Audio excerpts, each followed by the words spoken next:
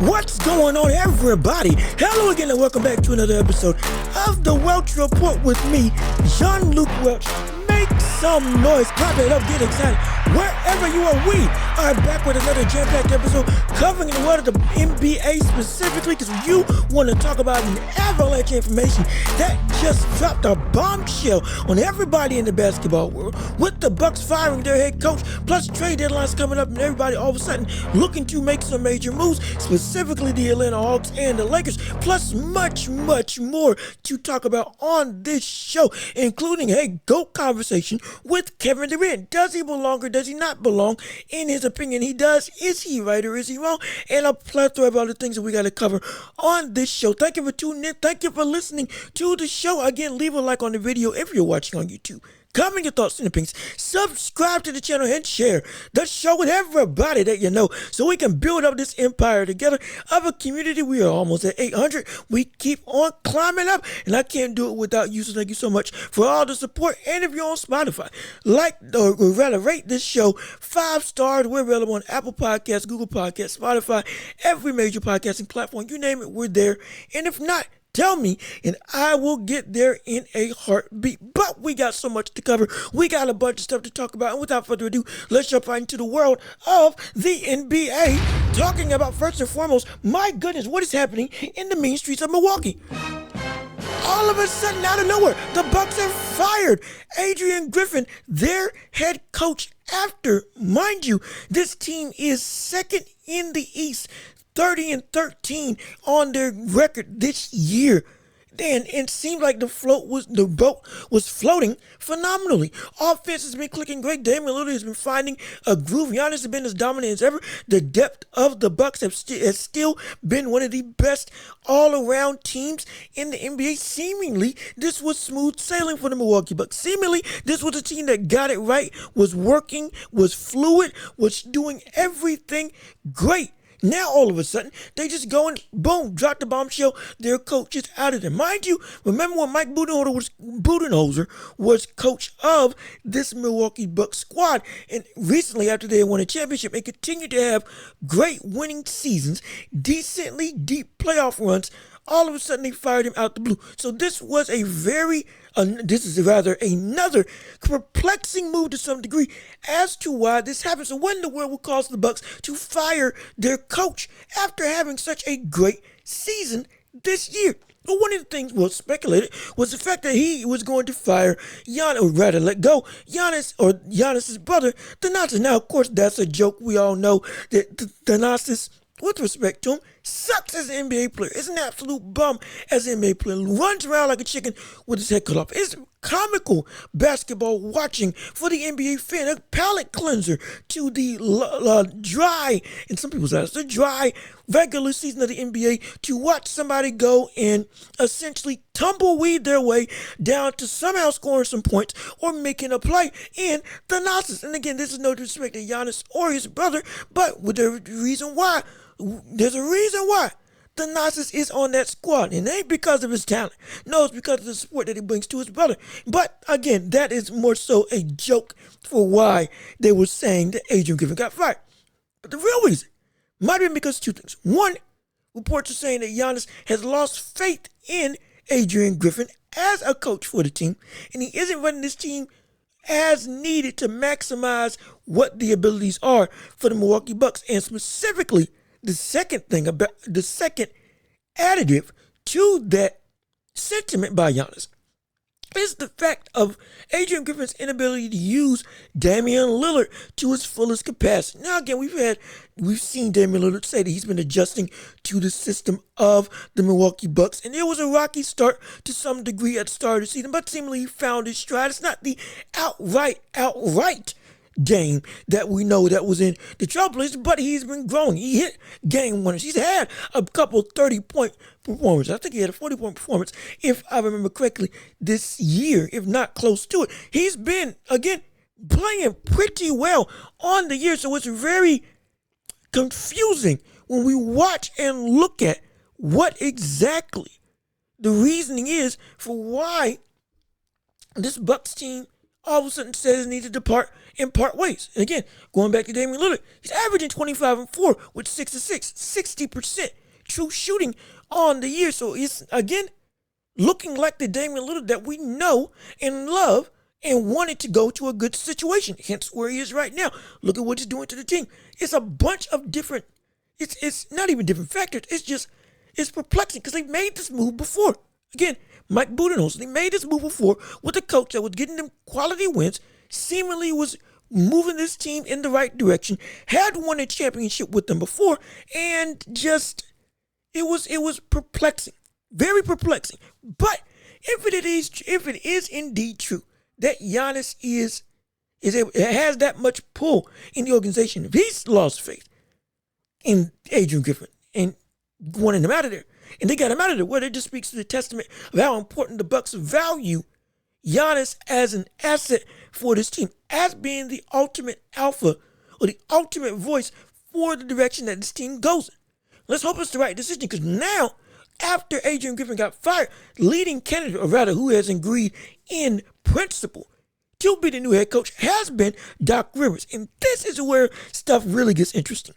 Is Doc Rivers the right move for the direction that Giannis and the rest of the Bucks organization wants to go to get this team into, in their eyes, solidified championship status, even though they're about there already with how great they've been performing? Again, I believe they are second in the entire NBA in offensive rating, have been 8th in three-point percentage, have been one of the best offensive teams in the league today, averaging 121 points. This is a squad who, with Giannis and Dame at the helm, they've been nigh unstoppable.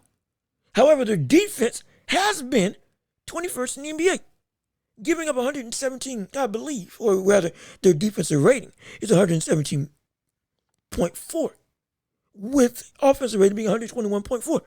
So again, one of the best offenses in the league, but defensively they have been not as on point as we know this team is. They're still great all around, but that has been one of the bigger declines in this squad. Decline I use that lightly because, again, they don't look like they're on the decline right now. But in terms of the production on both sides of the floor, hey, one thing is carrying the job more than the other. Now that you have Doc Rivers, again, agreeing in principle to being brought on for this squad after having essentially an announcing gig for, is it TNT or ESPN, one of the major media companies, being out of coaching for a year or two after getting fired from the Clippers. It's now a situation that, is he going to be the right move? Is this the right way to get this Bucks team to where they feel they need to be and to maximize everything that this roster has to offer? And I almost want to say no. Not because Doc Rivers isn't a good coach. No, he is. But let's be also honest. He has been riding the coattails of having that championship in Boston for a very long time. And ever since that championship, and once he got to the Clippers with Kawhi, with PG, with a squad that looked like they were supposedly able and capable of running that entire Western Conference, and failing to perform every time, getting constantly bounced by teams that you should be beating, underperforming consistently whenever you seem like not the underdog, but the overdog, but the conqueror, not the person trying to conquer something, with one of the best core rosters at your disposal, and two of the best two-way players in the NBA at that point in time, and still today, in Kawhi and PG. Injuries or not, it was still, hey, you've got to produce something. You got to show more with this squad than what you're showing right now. And he consistently fell short. And yes, we know winning is hard in the NBA. Everybody can't just win a championship. We understand that. We also understand the domination that the Warriors at that point in time were doing amongst the rest of the NBA. We get that. Still residual effects. And we get, hey, Lakers won it in 2020. They also got bounced up by Luka alone in that series. No great adjustments were made by Doc Rivers with respect. And we know Paul George also was, again, Pandemic P got his mantra for the worst reason possible without abysmal he was performing. But we Still, with all of that, still something had to fall on Doc Rivers as to why you just aren't getting the job done. It's why they got rid of him.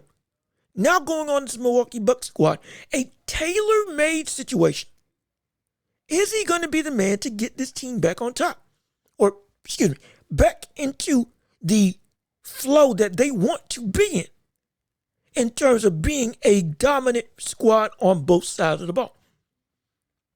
And he has that ability because he is a defensive-minded coach, and he can get this team from being 21st ranked defensively in the league to potentially top 10. It's possible. It is possible. And this could be the move that gets everybody on board, in sync, and ready to fight for a title. Though they already are even more geared up and even more equipped. I'm not saying Doc Rivers is not a good coach. No, he is. But, again, I can't overlook there's a reason why he couldn't get it done with the Clippers. There's a reason why that championship with Boston has held so much weight on his entire career, though he is consistently falling short. There's something has to look to Doc as something about your philosophy, something about the way that you're coaching isn't translating up until a certain point. You're not doing something that switches a gear that gets you over the necessary hump. From your scheming perspective, we understand the players have to perform. We get that. We understand that wholeheartedly. It also doesn't mean that there's something has to fall on the coach in some aspect to make it so that even if your players don't play up to expectation, you still have an ability to counteract it with how you scheme. And seemingly, time after time, when he's had a quality squad, when he's had the chips in his favor, can't get it done.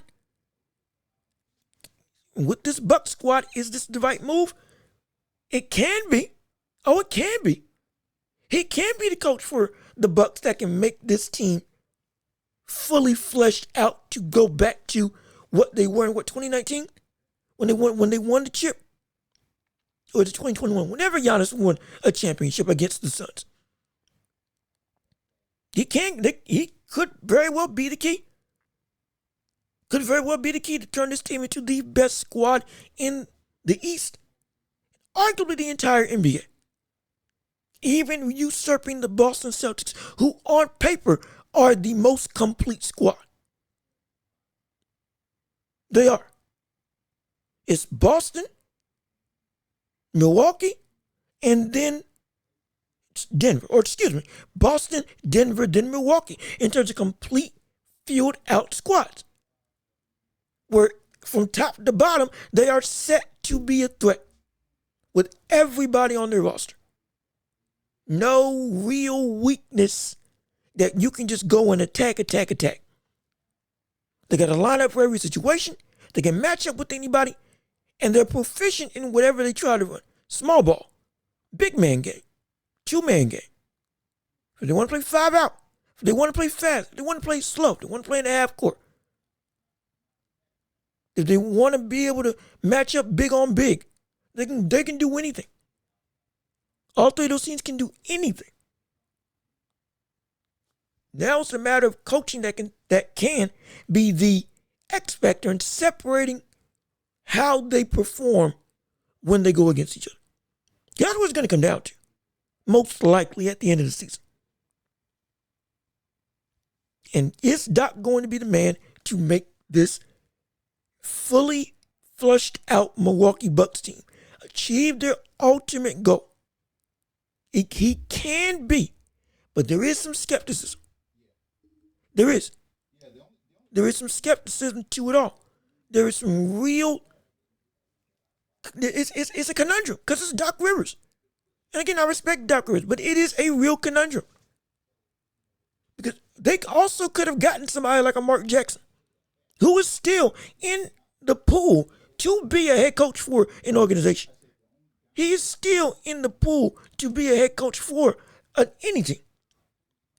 He can be prepped and able to put his style of coaching in this Milwaukee Bucks squad and turn this team into a completely new monster potentially. Again, because he set the standard for what, or rather he set the foundation for what we know with the Warriors now, that Steve Kerr went and modified to what we know them as the Splash Bros. But Mark Jackson, again, set the foundation. And he is there. He has experience. Was in that same boat of not having a job in coaching as Doc Rivers. And was still being advocated by many people.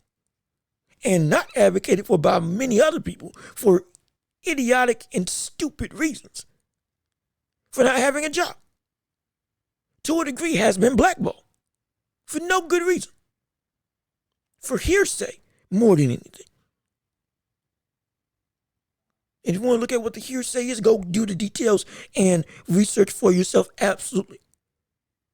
But no, he should have a job. Why was it that he wasn't given this opportunity to work with Giannis and Dame and maximize this offense to a whole nother level, potentially?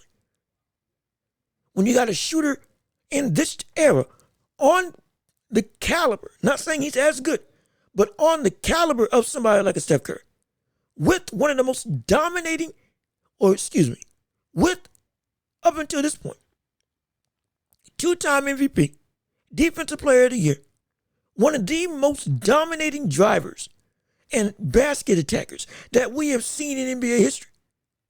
One of the most unstoppable players in the world today, in Giannis Antetokounmpo. You have them both together? And you mean to tell me that you wouldn't want Mark Jackson on this squad orchestrating an offense that could be nigh unstoppable potentially? And mind you, this team is also 8th in three-point percentage, shooting 37.7% from the field, or from three. Round it up 38. Round that up about 40. If you want to go there. So you mean to tell me that Mark Jackson couldn't be a man that could make this squad something vicious for everybody in the NBA? You're out of your mind. Out of your mind. I'm not saying that Doc Rivers is a bad pick, but I'm saying the track record, of what he's done with similar to potentially better all-around teams. Again, potentially in some people's eyes, but at least on par with what he's in principle agreed to coach with in the Milwaukee Bucks. And what he's done with that, the constant failures when you shouldn't be failing at a certain point, the constant disappointments of having high expectations and situations where you should be winning and you don't. Hey, what the world? Even before Paul George and Kawhi, CP3, Blake Griffin, DeAndre Jordan, Lob City. They would look to be, hey, that was the Supersonics of the modern day in terms of not just with the two-man absolute entertainment spectacle that was Chris Paul throwing lobs to Blake Griffin, but also from a complete standpoint, they could shoot the lights out. They could play small or big, and they had everything necessary to match up with anybody, and should have been a team that got to a title. But what happened? Again, constant disappointment. Looking back on that team, that should have been a whole lot better. That organization should have had at least one finals appearance when Lob City was at its peak. Chris Paul still playing like a point guard to the fullest of his extent. Still relatively in his prime, with an absolute in his prime Blake Griffin. And a bunch of other pieces around him, Jamal Crawford, J.J. Redick, Caron Butler. Great pieces all around. That should have been more. And Doc should have done more. But he didn't. So he's had instances where he's been, assumedly, should have been up here, but never achieved. Now he's back in this stage where this is arguably the best team he's been a part of. Already has championship experience even before he got there. Has kept most of their core together and has gotten better with Damian Lillard. If he does indeed, again, he's agreed in principle. If he signs completely and it still turns out that he is not performing, it was a mistake. We have to say that this can be seen as a mistake. If it does indeed turn out that this is again another story of Doc Rivers falling flat when he's had an organization that has put everything in front of him that you should be achieving more than you are. That's the truth of the matter. So I'm leery, very leery. Is that the right word? Leery? Weary? Concerned. We'll use it. I'm concerned more than anything about Doc Rivers in this spot with Milwaukee. This could be really good, but this also could be a repeat of history that we've seen before. And oh boy, if that is, Giannis is going to be hot, incredibly hot, because this team should be in line for a title, thoroughly competing. They fall short again. Whew. Oh boy. We gotta say it's on Doc. Unless it's just an outright egregious thing by the players. We would then have to say, Doc, maybe this wasn't the right move, signing with Milwaukee. But moving on, as we got so much other stuff to cover in the world of the NBA, talking about trade deadline and everything going on with moves. One of the bigger moves that's being eyed on is not just Zach LaVine potentially getting moved out of Chicago, which is still, again, is that going to happen? Will it happen? Won't it happen? Still thinking that it's going to happen, even if it's not to Los Angeles. He might get moved somewhere because Chicago does look like they want to rebuild. But with Lakers are still in play because now Atlantis has been said that has been looked at as to they want to move Murray. The experiment with Dejuntay Murray, Trae Young, hasn't been working. Lakers have now come out as an outright front runner for getting Dejounte Murray on their squad. But the Hawks are asking for 2 first-round picks and a starting level player. Who does that entail if, in fact, it is the Lakers who want to make this move and are willing to make this move?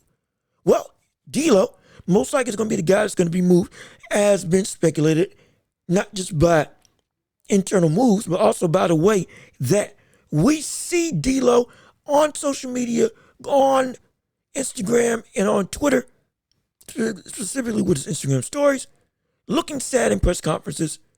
Again, now in practice, kind of hyping himself up, saying like, "Oh no, yeah, I'm a dog," and he's been playing like a dog. He's had a couple very good performances. He had 38 at one point in time playing the Lakers' savior. He had 27 in their last loss with LeBron out. So he's been playing. Hey, Butler's been putting in some consistent work, though he's been up and down for the majority of the season. He'll have a good game and then have a string of mediocre to bad games, shooting his team out of games at points in time, but then getting back in realm and playing phenomenal. So it's a very drastic ebb and flow, extremely drastic. Now playing when it's almost time to move some people around. Now starting to play up to par. Is this enough for them to keep him? Potentially, arguably. But most likely they're still going to look to move to get Dejounte Murray. But if that indeed does happen, is it necessary? That's the bigger question. Again, you can argue whether D'Lo's worth keeping because of his inconsistency. No problem there. Also was talking about that Rui's being moved, potentially. And Lord, I hope that don't happen. That's terrible. That's horrible for this organization. But on the whole, is there anything that actually needs to be done for this Lakers squad in terms of making moves? And I would argue no. I would argue that there's no need for this Lakers organization to make moves on the trade deadline because this team right now is built to make a playoff run. Is built to make a finals run, potentially. This same squad relatively worse, if we're being perfectly honest, worse equipped last season, got to the Western Conference Finals and lost to the eventual champions, the Denver Nuggets. They only retooled and got better for the most part. You still haven't seen Gabe Vincent play nearly as much because of injury. We get that. We understand that. Will he play up to par, up to the $33 million that they're actually paying him this year or over the course of his contract? Hey, only time will tell. In my opinion, I think they made a bad move in signing him now looking in hindsight. But that's neither here nor there. When it comes to this Lakers organization, there should be no need for them to make any more moves. Because of how they're equipped right now is more than enough to get them to a championship. It is. It's the fact that I'm a broken record. Their coach is the problem. Because of the inconsistencies in having a lineup where everybody knows zero. We've been through this before. There's no need to make a trade when you already have everything at your disposal. If you kept everything like it was now and Darvin Ham was coaching like he needs to actually coach, have a secured 5, have a secured 6 or 6 to 10 man rotation. Outright. Who is your definitive 6th man? Who is the rest of your 10-man rotation that you know you are going to rock with? And where are your situational matchups that you put in guaranteed, if they're healthy, when the requisite matchups and scheme comes? Lakers didn't use Dwight Howard all the time when they played him, when they got their bubble championship, their legitimate championship in 2020.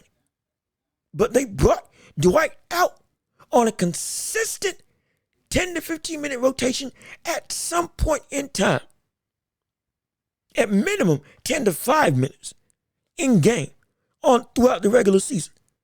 And then when the requisite matchup was required, they played him 15 to 25 minutes.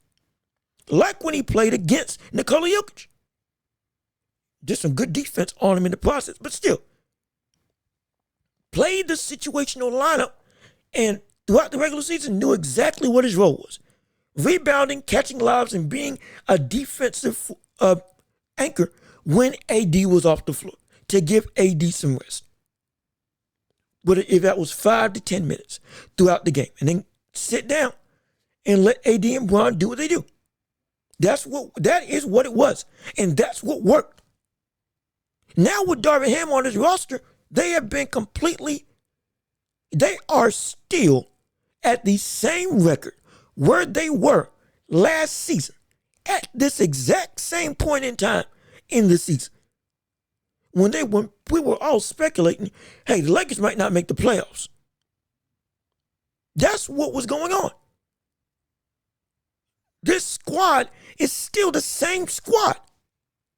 It's just better. But the coaching is still the same, hence why the problems still arise. I don't get why, when you win the play-in tournament, you don't build off of that lineup and make a rotation from there. I don't know why, when you got to the Western Conference Finals, you don't continue to build off of that roster with that foundational rotational aspect and make something out of that. When you have a blueprint that was working against, at that point in time, the people who became champions, the defending champs right now. Yet still you opt to do the most idiotic things and rescheming and moving people around willy-nilly, trying to find what works but never finding it, because you're not trying to find what works. You're just doing dumb stuff if you're Darvin Ham. It's just the truth. If anything, I would love for Adrian Griffin to go and sign with the Lakers. This is the prime time. Are you kidding me? If there was any point in time to get somebody to coach this Lakers squad, if you didn't want to let go of Darvin Ham because there wasn't any viable options, though again, Mark Jackson's still on the table. If any point in time was requisite to make a change, it's now. It is right now. It is you let go right now. I got Twitter on my computer right now, scrolling through, waiting for the announcement, if it does come, that a change has been made and Adrian Griffin has been signed to the Lakers. Or Darvin Ham has been fired. One of the two. Something's got to happen. Because this team is too well equipped with everything necessary to make legitimate moves in the entire Western Conference, nigh the entire NBA. There's no need that we are speculating whether or not the Lakers need to make a move for Dejounte Murray. There's no need. None whatsoever. It shouldn't be a conversation because how they're equipped now, they should be far and away better off than they were. Far and away. They should be far and away better than what we're seeing right now from this Lakers squad. There's no excuse except for Darvin Ham is not a quality coach. It's just not a quality coach. It's a constant thing that we keep on seeing with this Lakers organization. When you don't have a real leader that people believe in, you see the results. Would that be because that you aren't buying in to the Lakers' morale? Or rather, Lakers aren't buying into your scheme? Or because you can't connect with the players on a human level, which we've seen before. There's a plethora of reasons as to why a disconnect and a rift can happen. But the point is, if you can't change it, you're of no good to that organization. That's what's going on with the Lakers right now. This team should not be where it is. We shouldn't need to be saying that they need to trade for Dejounte Murray. He would be a great asset. Don't get it twisted. Great asset. Just had multiple game winners. He's averaging 17 and 6 on the year. Is one of the better perimeter defenders in the league. Steals machine, length and wingspan and athletic ability, and can isolate on his own. Can get to the hoop and can shoot. If given the freedom, he can run an offense by himself. He's good. He is very good. He will be a great asset for this Lakers squad. He would be an upgrade over D'Lo. Yes, he would. Because while D'Lo can get hot offensively, defensively, he's been a liability. Don't let the block by him on James Harden against the game against the Clippers fool you. No, he can be a defensive liability. He can be hunted. Just like Austin Reeves can be hunted and was hunted. But with Dejounte Murray on that squad, now that ups the defensive ability that this squad can do and can achieve. Limits who, in fact, you can attack and allows for you to switch so that you can make your weakest link look strong. In this situation, if it was that D'Lo got traded, it would be Austin Reeves. And now you're set. You can have a lineup: Murray, Reeves, LeBron, Vanderbilt, AD, or Rui instead of Vanderbilt. Take your pick. It's phenomenal. But the point still stands. All of that means nothing. Even if you got Dejounte Murray, your rotations are still what they are. It'll amount to nothing. Nobody will feel comfortable. Nobody will feel ready. Nobody will feel actively able to perform their role. Because what did we see last time we talked about this? And one of the complaints of the Los Angeles Lakers, nobody feels like they have a role. Except for AD and LeBron. Nobody does. Darvin Ham is the problem. He will continue to be the problem.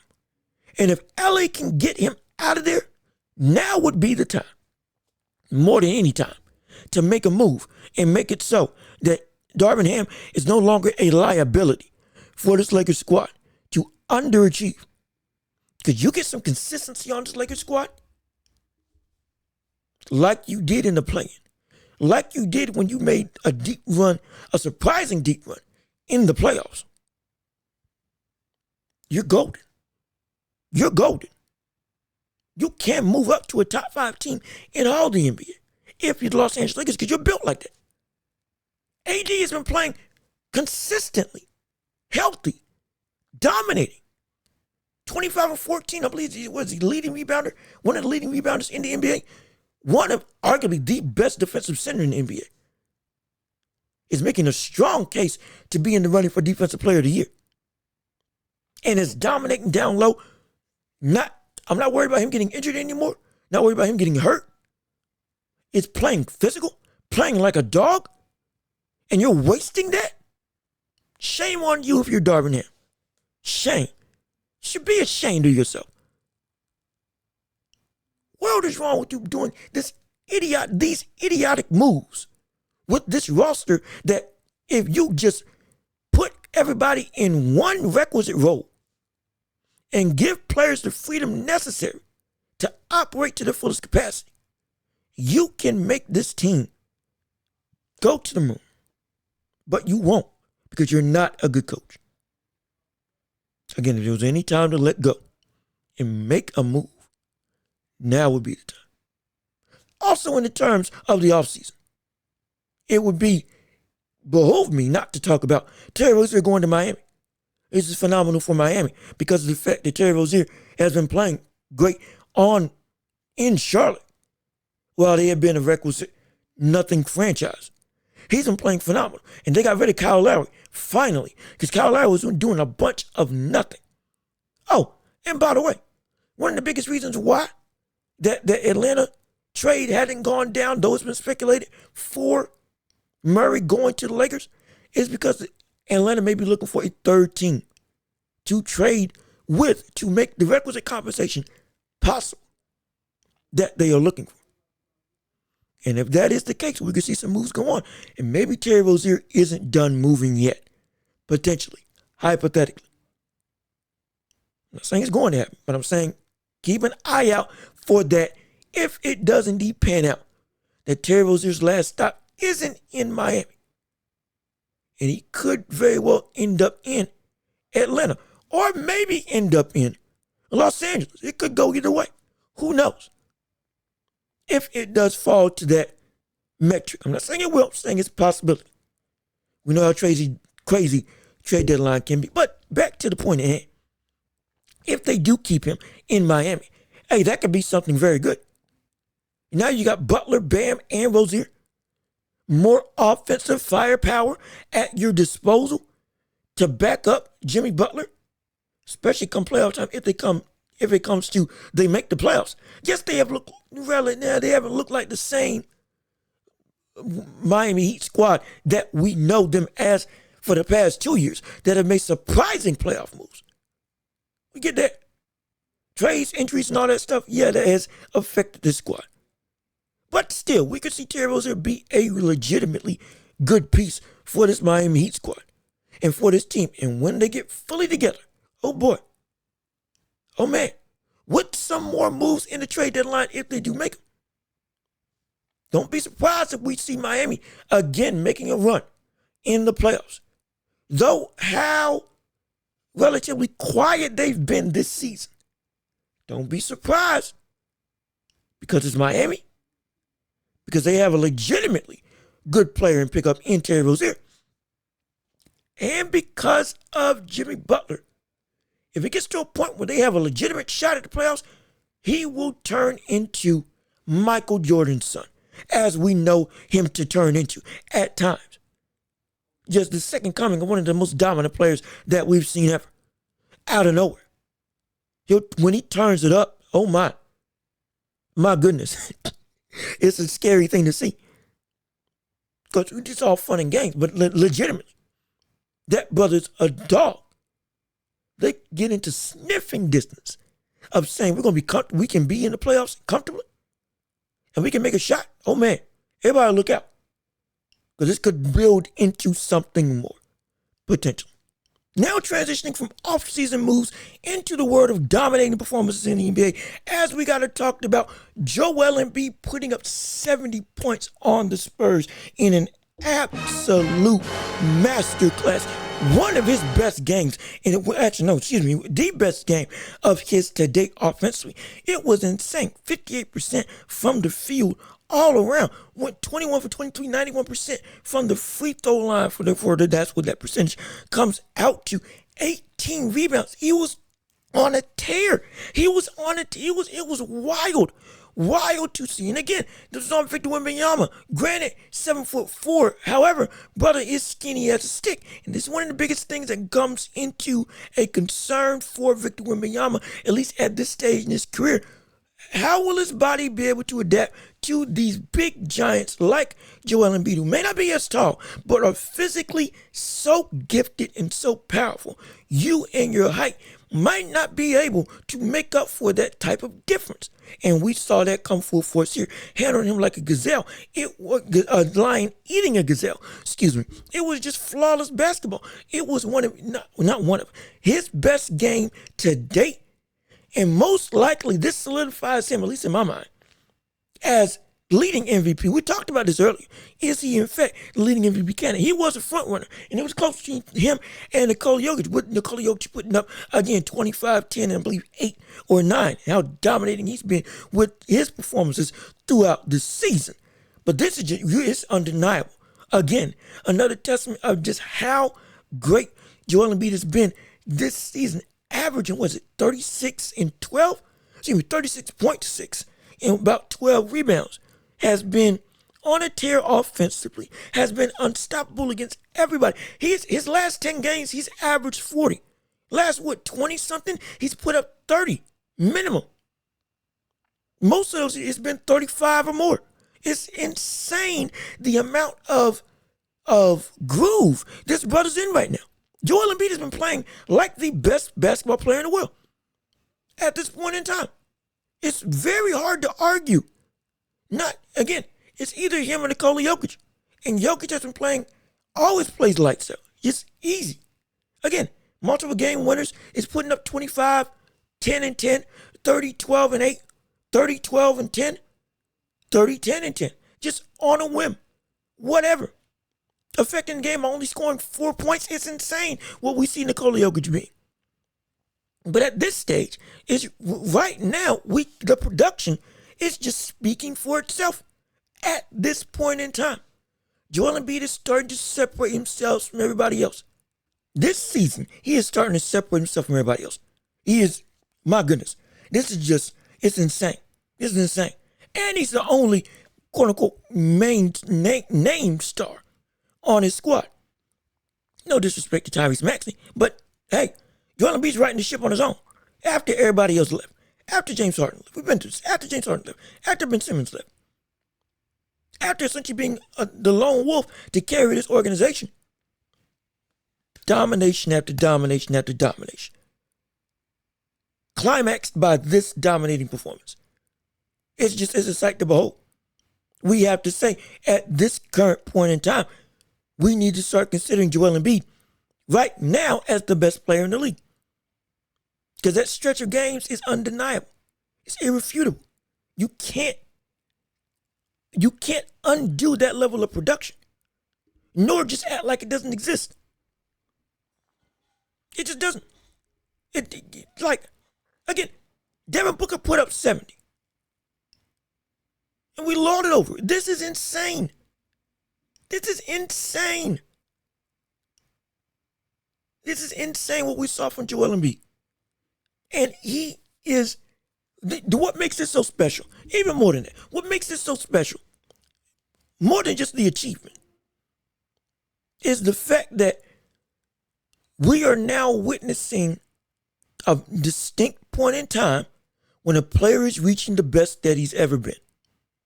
You know how some people pop the clutch and they have, that season, a breakout year.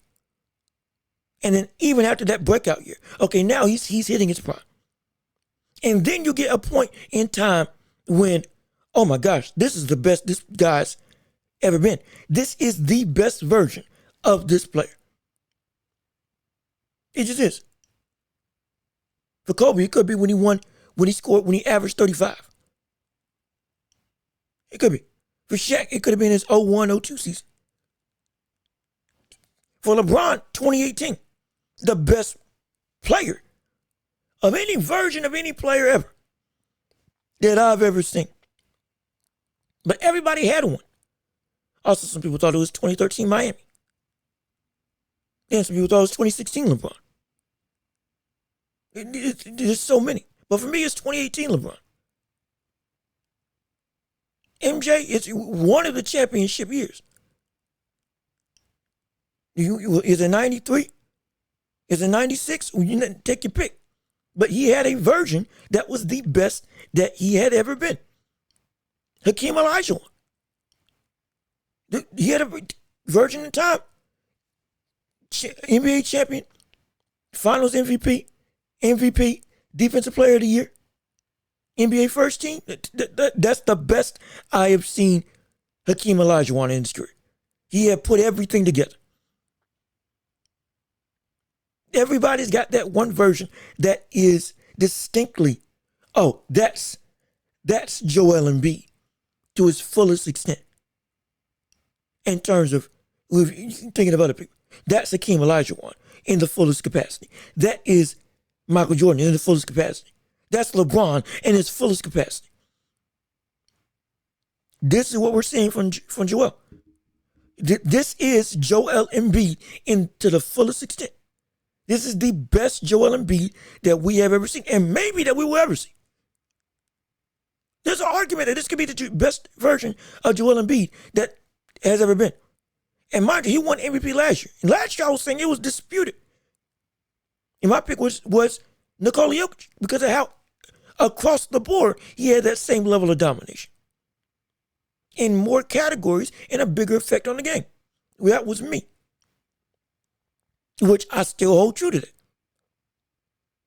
It hasn't changed the fact that this season, Joel Embiid has been playing better, averaging better, and has been even more deliberate and unstoppable in his ability to affect the game with nobody else around him. Like, we thought that last season was the best Joel Embiid we would ever see. He is usurping that this season with even more impactful performance. We are seeing potentially the best version of Joel Embiid that there will ever be in his career. If we want to talk about players in their prime, what we think of, this season will be the season. If he tops this, I will be surprised. I'll be incredibly surprised. Because this Joel Embiid is just, it's a sight to behold. I don't know what you can do with him. Not to mention he's legitimately shooting threes at a decent clip, coupled with the interior domination. This is the best version of Joel Embiid that we may ever see. That's just point blank period. And I'm going to enjoy it. I'm not going to do the whole wait until the postseason. Nah, forget that. I'm enjoying this now. We may not see him to reach this level of domination again. As far as it takes him is as far as I'm going to see it. Plain and simple. But we are going to respect it and enjoy it and give props to it. Because this Joel Embiid right now, there's a real argument that he may be the best player in the world. There's a real argument. He might be the best player in the world at this current stage in the season. Could it change? Absolutely. As all things can. Especially in the season, in a season by season basis. We know things can shift. We have seen this happen. This is not nothing new. This is not an excuse. This is a fact of life. This is just what it is. This can change and float, and a new person ultimately takes that crown, absolutely. But that's not right now. Right now, it is Joel Embiid, in my opinion, should be seen as the best player in the world. His outright production is just undeniable. It's just undeniable. Undeniable right now. So undeniable that it overshadowed another dominating performance. Karl-Anthony Towns put up 60. And quickly, one of the things about that is the fact that, is it rare that I say, actually I've never said this until this game, this might be one of the worst 60-point performances I've seen in a career or in history Why do I say that? He put up 60. What do you mean it's the worst performance? How can you say that when somebody was so dominating in the game? Shooting with 10 of 14 from three.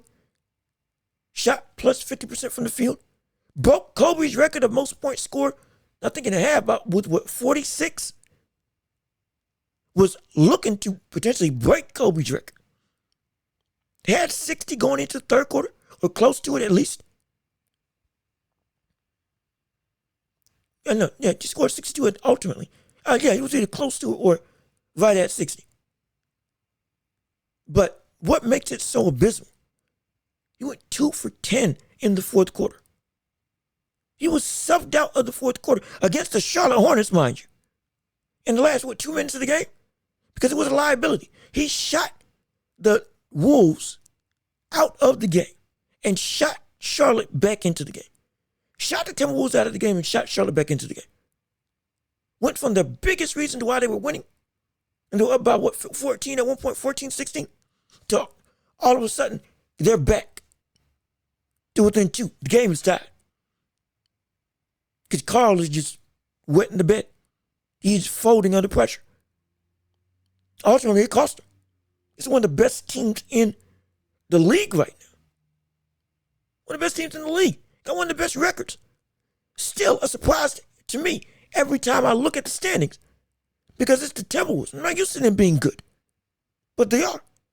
Undeniable. But this is why I have my reservations about this team. And it's for a very simple reason.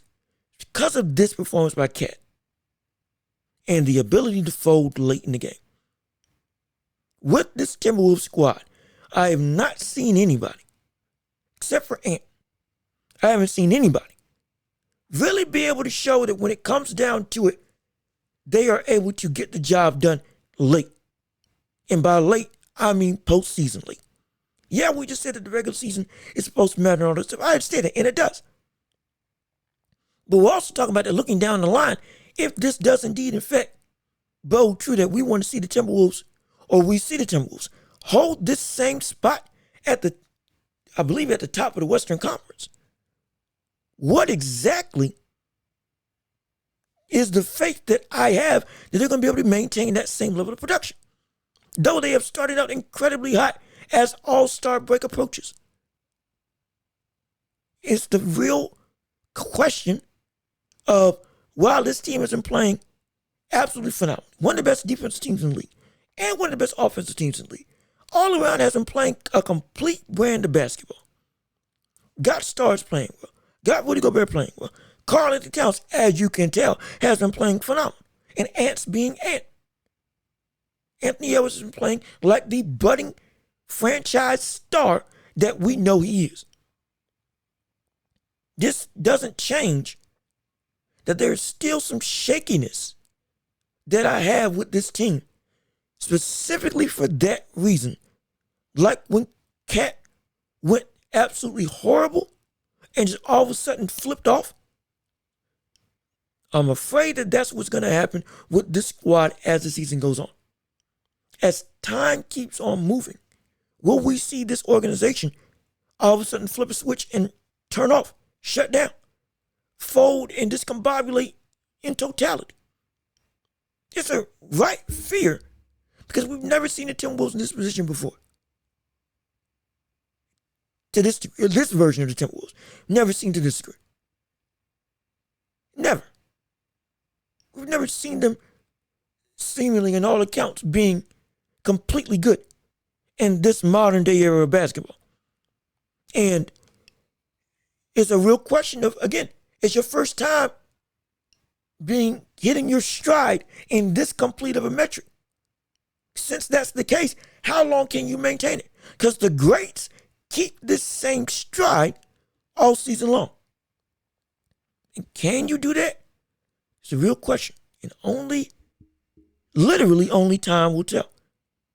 And I'm happy that it's happening. I'm happy that we're seeing, again, parity in the NBA. I don't have a dog in the fight for whether or not Timberwolves will and won't be what they need to be. But I also know that when you get in your groove, if you do indeed fall out of it, it can be hard to get back in there, especially if you are just riding the train and aren't really honing in on what is making you so potent right now. What is making you so potent when you're in this flow? And how do we get back to it and maintain it if we do fall out of it? That is the question. That's the question. And since that's the question, it's with a team that, again, while playing great, is new to playing good basketball. Can they maintain it? There's a real question to be asked, and the answer to that question may be no. It may be no. We could see this potentially as a fluke being set up to happen. I hope that's not the case. I hope that's not the case at all. I truly do hope that doesn't happen, and hope this team is successful. But that doesn't change that while the ceiling is high, it can also, the floor can fall from under them in a heartbeat. And if that happens, then will they be able to get back on the saddle? Or will we see that they just had a monumental and insane stretch of games?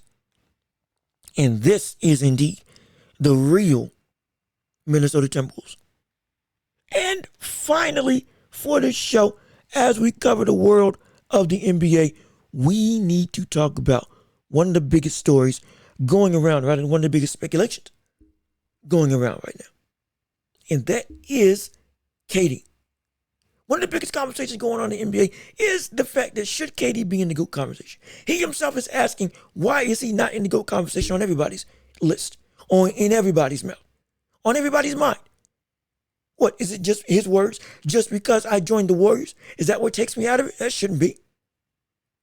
I should be in the GOAT conversation for anybody because I'm that good. That's his sentiment. Everybody online has been going back and forth. Who is, or should he not be? Is he or is he not in consideration? Is it right for him to ask this question? Is it wrong? He, in my opinion on it, though, he's right to ask because his talent level is world class. He is one of the greatest players that we have ever seen. Legitimately. Definitive top 25. He has always been one of the greatest scorers of this generation. And has been one of the second best player in the NBA for a decade plus. Has been, in some people's mind, flip-flopping as to if he's not the greatest player in basketball. We was him or LeBron, back and forth. It shouldn't have been a conversation, but it was because he was playing that great. LeBron was playing better, but still, he was definitive number 2 in most people's eyes, and in some people's eyes was number 1. And after the Achilles tear, he's been playing some of the best basketball he has ever played in his career, even better than this MVP level of play. So should he ask why he's not in the conversation? Yes, he should. Yes, he should. Fully, he has the right. That doesn't mean that he belongs there. And he doesn't belong there. He has the right to ask if he should. And he has the right to say that I should be in consideration. Oh, yes, you should be considered. But that consideration and whether or not it is valid gets stripped away. Should he be considered in one of the greatest of all time? Sure. Is he in that conversation? Yes. But where is he? Low down the list. And what do I mean? When we say GOAT conversation, greatest to ever do it, we're not just talking about one of the greats. Is he a legend of basketball? We're not talking about is he one of the best players. Again, I've already said he's one of the 25 best basketball players I've ever seen to play basketball. Yeah, absolutely. Do you want to argue if he's in the top 10? I'll let you have that conversation. I don't think he is. But still, definitive top 25 player ever. He is a GOAT. One of the greatest of all time. It's not a problem. He's an all-time great. But he doesn't deserve to be in the GOAT conversation. Because the GOAT conversation is reserved for if you are ranking, for me, if you're ranking players and you got 5 of the 10 or the first 5 of the 10 Those should be in consideration for best ever. Those 5 should be in consideration for the greatest of all time. 6th and below, you are one of the greatest of all time. Is it? If you aren't in that top 5 caliber, you don't deserve to be in that conversation. And Kevin Durant is not in that top 5 caliber. If you want to talk about strictly scoring, he's already in the GOAT conversation for being arguably the greatest scorer of all time.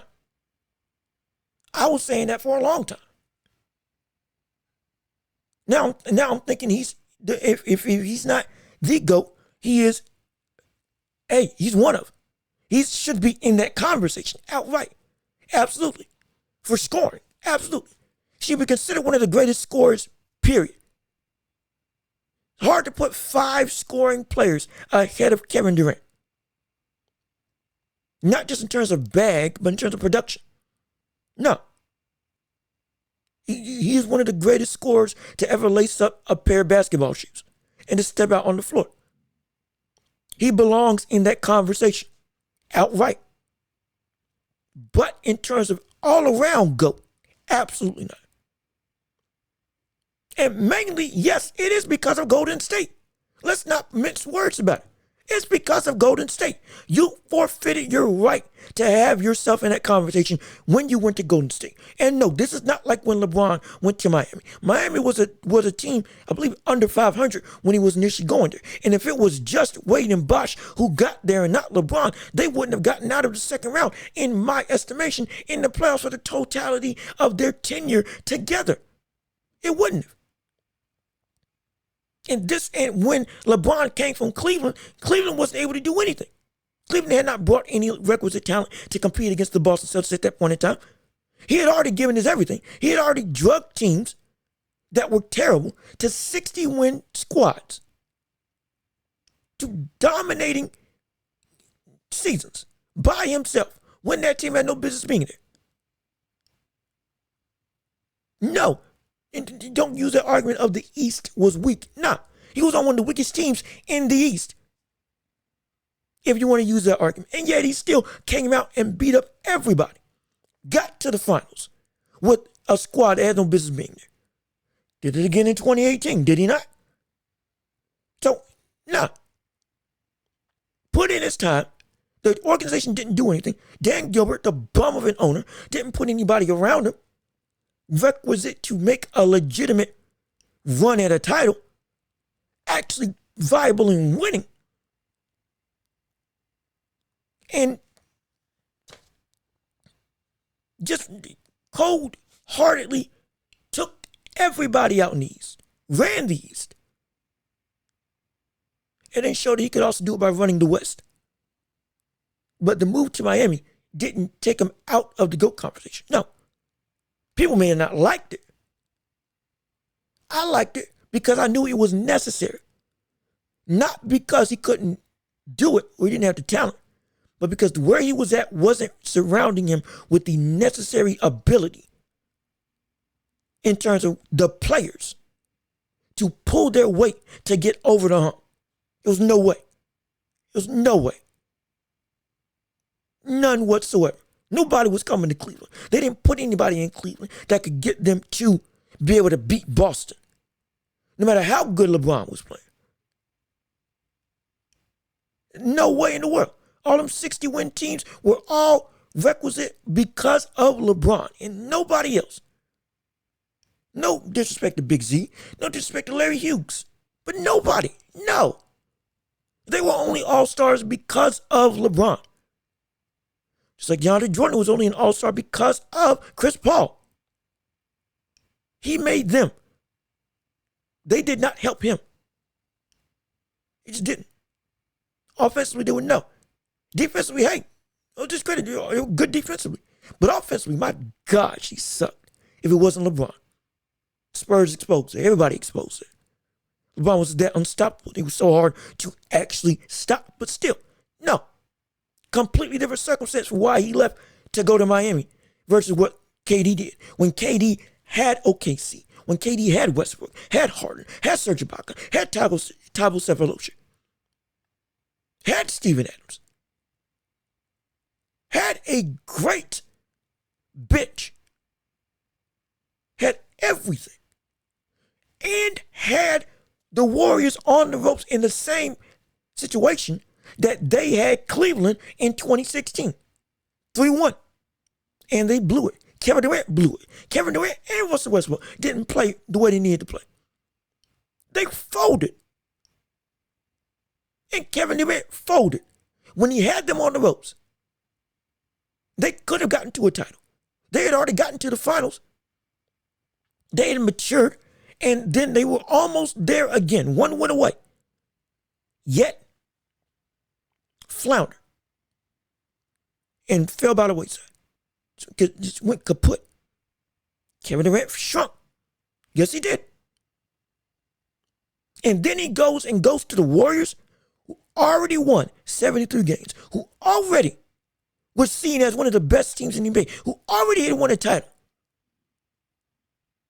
who had become the defining team of a generation, of an era, with the best shooter in the world, one of the best players in the world, the second best shooter in the world, in Klay Thompson. Excuse me, one of the best players, former MVP, unanimous MVP, though that should have been LeBron earlier on, or Shaq. But Steph Curry, also the best shooter in the world, still today, but at that point in time, definitely. Klay Thompson, second best shooter in the world. Draymond Green was still putting up, hey, he could give you 20 along with great defense. And a bench and a lineup that was all phenomenal. Depth on every aspect. There's no reason that they needed you. But they beat you and then you joined them. Again, Stephen A. Smith called it the weakest move in NBA history. And it absolutely is true. Still to this day. You understand what legacy is, don't you? If you're Kevin Durant. As fans, we do. If you are a real fan, you understand that. And you understand that certain actions can both make and break your legacy. It can make and break your status. It can make and break your ability to be called something when your career is over. And when you make those moves, they will leave a mark on your legacy. And you going to Golden State nixed you, excommunicated, shunned you, negated you, blocked you from ever being considered within the GOAT conversation. Ever. Unless you did something monumental for the rest of your career after you left. Unless you did that, there was no way anybody was going to put you in the GOAT conversation because of what you did. And your resume, again, it's not that your resume is bad, but it's not just the move. Your resume itself isn't up to par to be considered in the GOAT. It's just not. The resume that you have is not up to par to be considered in the GOAT conversation. 30-time All-Star, 4-time scoring champion, phenomenal. 2-time MVP, or excuse me, 1-time MVP, 2-time Finals MVP, 2-time NBA champion. What was it? 10-time All-NBA. We know a Rookie of the Year. It's a great resume. Don't get it twisted. Absolutely, it is a phenomenal resume. NBA 75th anniversary team. It's a great resume all around. You are one of the best players to play. You are a great, but you nixed yourself out of being called the GOAT conversation. Because now when you put context to these accolades, like the championships and the finals MVPs, brother, no. You willingly ripped away any right to have your ability to be considered the GOAT. Not a GOAT, but the GOAT. A GOAT, no problem. The GOAT, absolutely not. Absolutely not. Absolutely not. No. You went and took a route that most people would be ashamed of from a competitive standpoint. See, that's the thing. Competitiveness still means something in the legacy of your opponent. There is a reason why we have in the boxing world Sugar Ray Leonard and Sugar Ray Robinson, all above Floyd Mayweather. Because when you put context behind Floyd's career, it tells a completely different tale of competitiveness. 22 beat champions, most ever in a career. No problem. Undefeated. Beat Rocky Marciano's record of 50-0 in a career. Both. They're phenomenal. There's no disrespect. But you know we're closer to GOAT conversation. Not when contextually you had Sugar Ray Robinson over 40-0 and then lost and then revenged that loss and then went 80-1. Or then went 80-0 for the rest of his career. Brother, fighting the best of his era over 7 times per opponent. Nah. Sugar Ray Leonard going through and running through, or not running through, but fighting the 4 kings of boxing. Hearns, Durant, and Hagler, with him being the 4th king. Being champion and being consistently dominant against some of the best of the best. You're not him. You're not him. Joe Louis having 22 heavyweight title defenses. Insane. All against, again, the best of the best at their prime.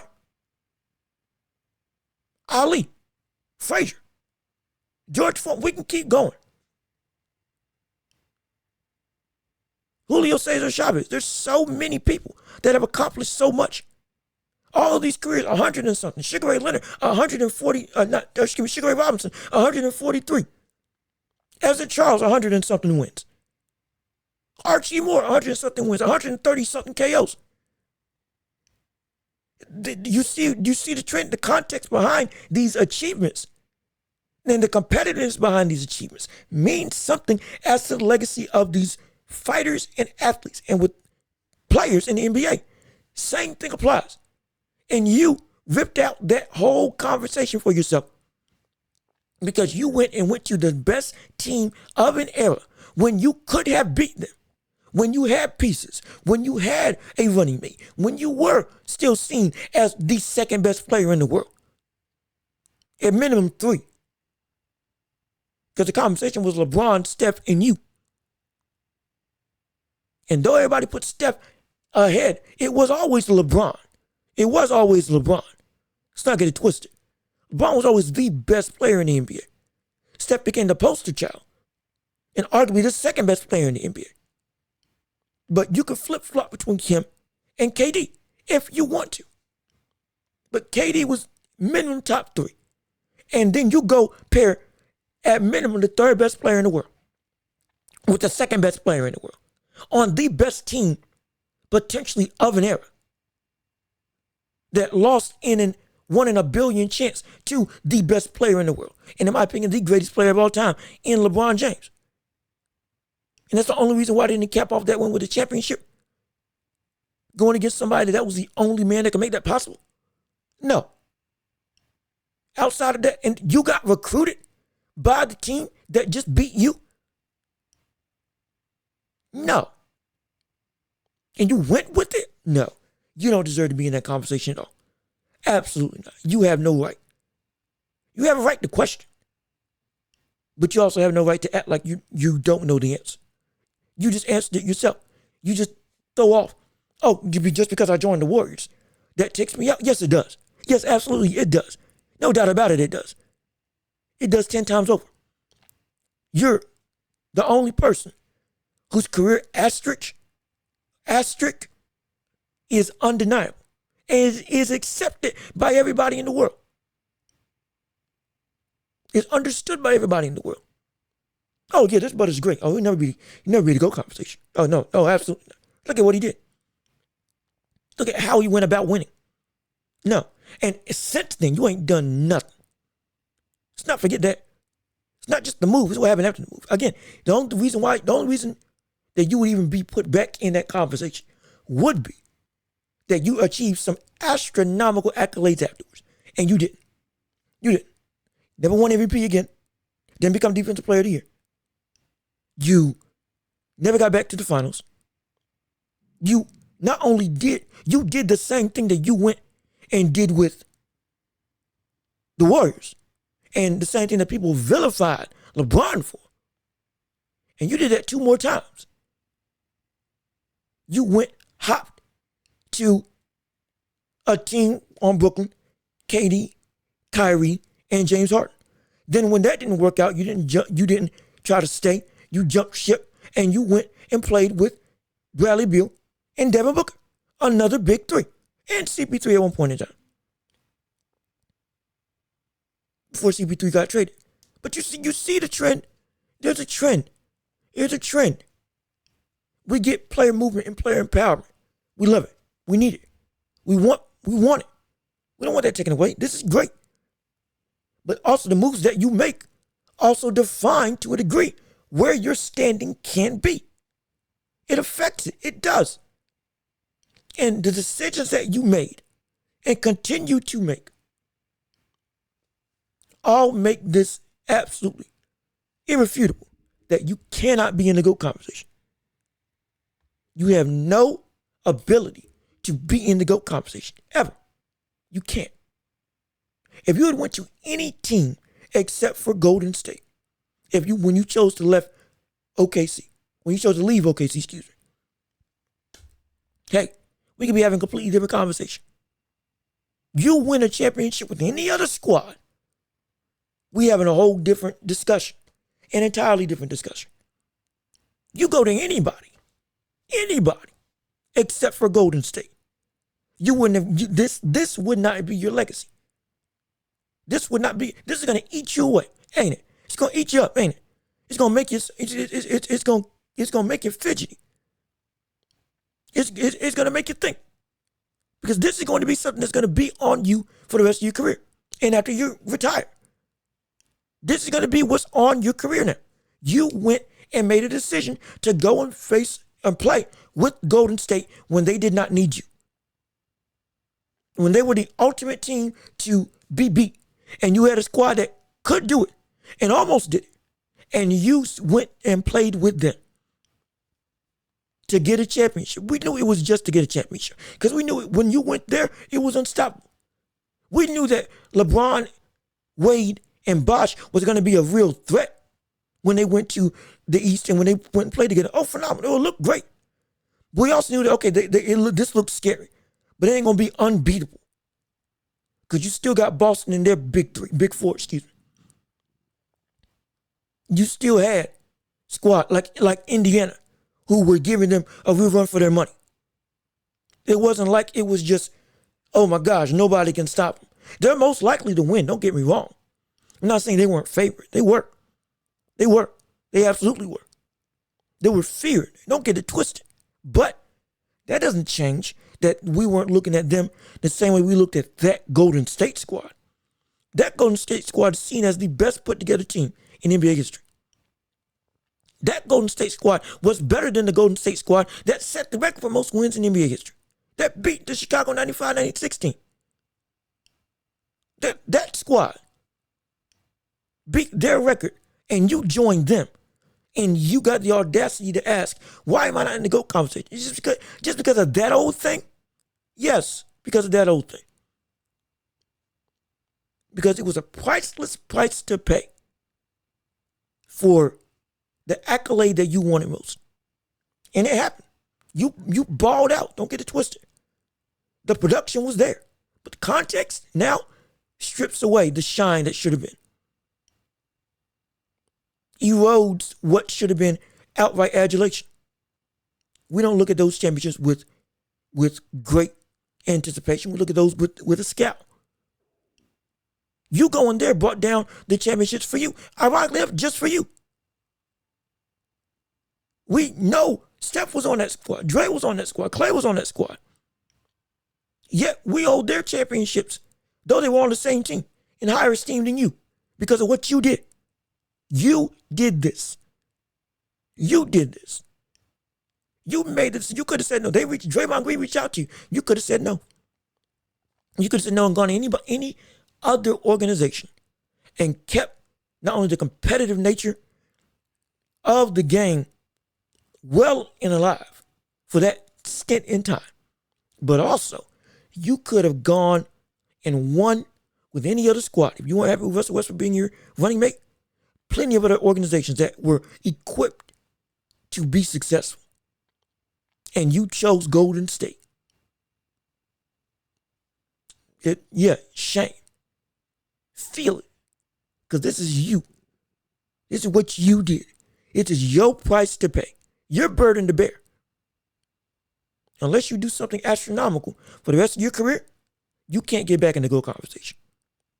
You can't. You ain't won one before or since. You took the easy way out. Objectively, you took the easy way out. There's no fan of yours or hater of yours that doesn't agree. Everybody knows you took the easy way out and you went to a championship guaranteed in Golden State. And because of that, we can't look at you or your career in the same way. Because right now, you have nixed any of your validity to have an opportunity to be mentioned with the Kareems, with the Jordans, with the LeBrons, with the Kobes.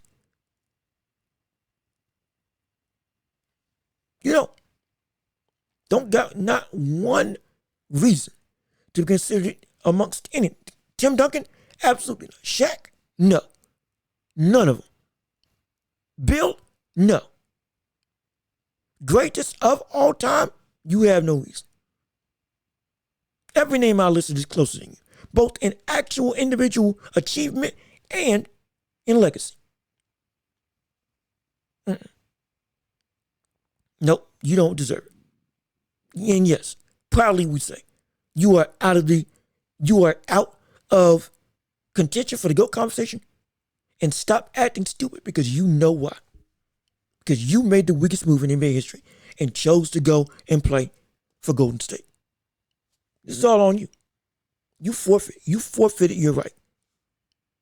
You are a great, but you will forever be X'd from being considered the greatest in terms of all around. Ever. You will never be considered the greatest of all time. Greatest scorer, we can have that conversation. But no. Greatest of all time, period, you have no right to be in that conversation. No right at all. And with that being said, this has been another episode of the Welch Report. Thank you so much for tuning in. Thank you so much for listening. This has been a phenomenal show. Thank you so much for all the support. Please leave a like on the video, comment your thoughts and opinions, subscribe to the channel, and share the show with everybody that you know so we can build this empire together of a channel. Also, rate us 5 stars on Spotify and every podcasting platform. Get those numbers up. Get the listeners up. Share the show with everybody. Make everybody aware that this is the hottest show in all the globe. Thank you so much for tuning in. We will be back again with more to come and all the happenings in the sports world. Peace and love. We are out of here.